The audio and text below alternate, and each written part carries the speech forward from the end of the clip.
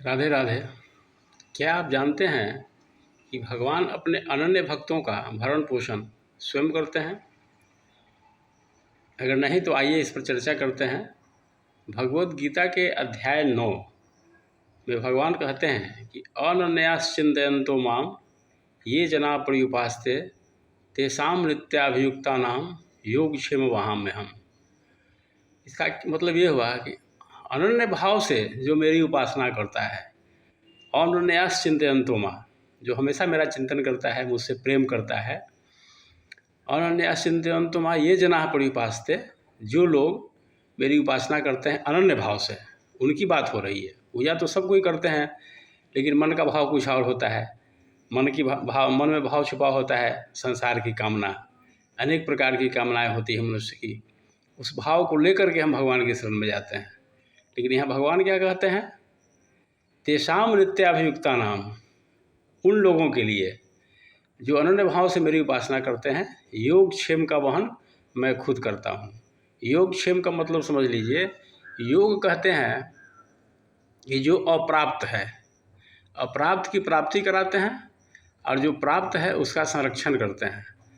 अब अप्राप्त का यह मतलब नहीं है कि आपके पास भौतिक संपदाओं की अगर ढेर नहीं है तो आप उसकी कामना करें और वो पूरी हो जाए, ऐसा नहीं है।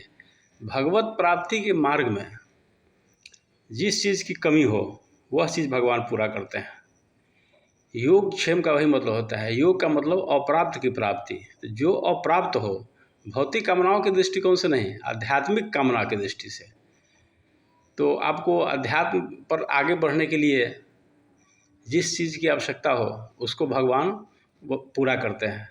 और पूरा ही नहीं करते हैं, जो देते हैं उसका संरक्षण भी करते हैं। योग क्षेम वहाम्यहम्।